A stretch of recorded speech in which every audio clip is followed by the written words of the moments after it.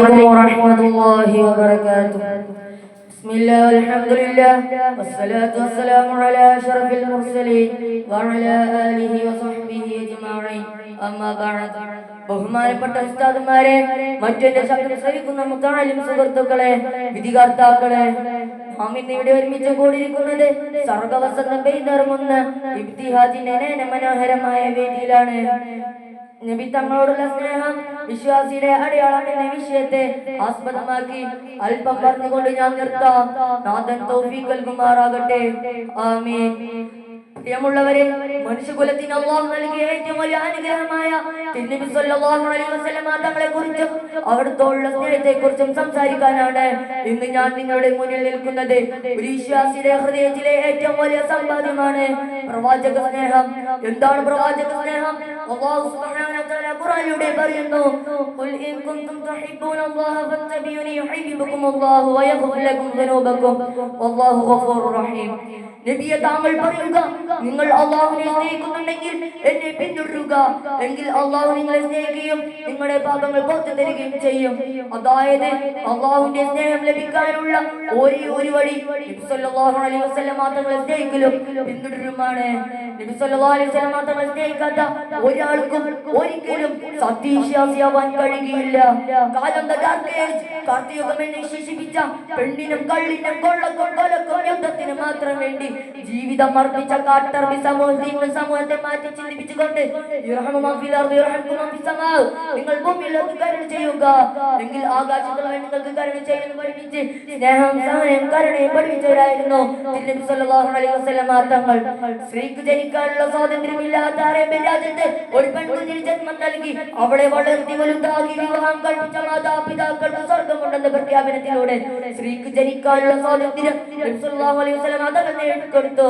നബി തങ്ങളുടെ മഹത്വത്തെ കുറിച്ച് ബൗദ്ധിക ചിന്തകനായ ജോർജ് ബെർണാഡ് ഷാ പറഞ്ഞത് ശ്രദ്ധേയമാണ്. ഈ ആധുനിക ലോകത്തിലേറെ ഭരണം നബി സല്ലല്ലാഹു അലൈഹി വസല്ലം തങ്ങളെ പോലുള്ള ഒരാൾ ഏറ്റെടുക്കുകയാണെങ്കിൽ ലോകം ഇന്ന് നേരിടുന്ന സകല പ്രശ്നങ്ങളും പരിഹരിക്കാൻ അദ്ദേഹത്തിന് സാധിക്കും. ഈ ലോകം ആദരിക്കുന്ന പ്രവാചകനെ സ്നേഹിക്കാൻ നമുക്ക് സാധിക്കണം. നബി തങ്ങളെ എങ്ങനെ സ്നേഹിക്കണമെന്ന് സ്വഹാബികൾ നമുക്ക് കാണിച്ചു തന്നു. ഒരിക്കൽ ഉമർ റളിയല്ലാഹു അൻഹു നബിയോട് പറഞ്ഞു, നബിയെ, എന്റെ സ്വന്തം ജീവനൊഴികെ മറ്റെന്തിനേക്കാളും ഞാൻ അങ്ങയെ സ്നേഹിക്കുന്നു. അപ്പോൾ നബി സല്ലല്ലാഹു അലൈഹി വസല്ലം തങ്ങൾ പറഞ്ഞു, ഉമറേ, പോരാ, നിന്റെ ജീവനേക്കാളും ഞാൻ നിനക്ക് പ്രിയപ്പെട്ടവരാകണം. അപ്പോൾ ഉടനെ ഉമർ റളിയല്ലാഹു അൻഹു തിരുത്തി പറഞ്ഞു, ഇപ്പോൾ അല്ലാഹുവാണ് സത്യം, ഇപ്പോൾ എന്റെ ജീവനേക്കാളും അങ്ങേക്ക് പ്രിയപ്പെട്ടവരാണ്. അപ്പോഴാണ് നബി സല്ലല്ലാഹു അലൈഹി വസല്ലം തങ്ങൾ പറഞ്ഞത്, ഉമറേ, നിന്റെ വിശ്വാസം ഇപ്പോഴാണ് പൂർണ്ണമായത്. Father of our nation Mohandas Karamchand Gandhi പറഞ്ഞത് നിങ്ങൾ ഓർക്കുന്നില്ലേ?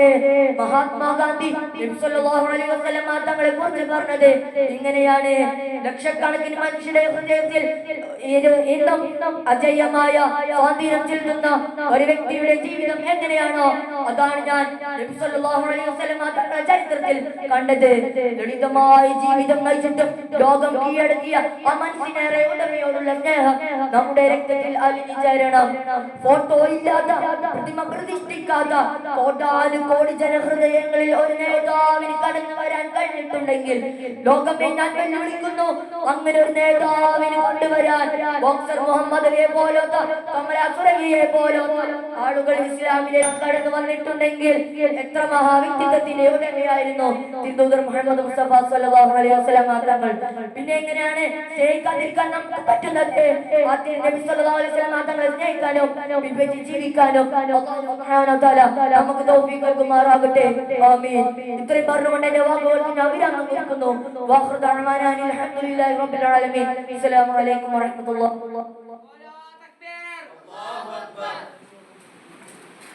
സബ്ജൂർ വിഭാഗത്തിന്റെ ആവേശകരമായ മലയാള പുസ്തകം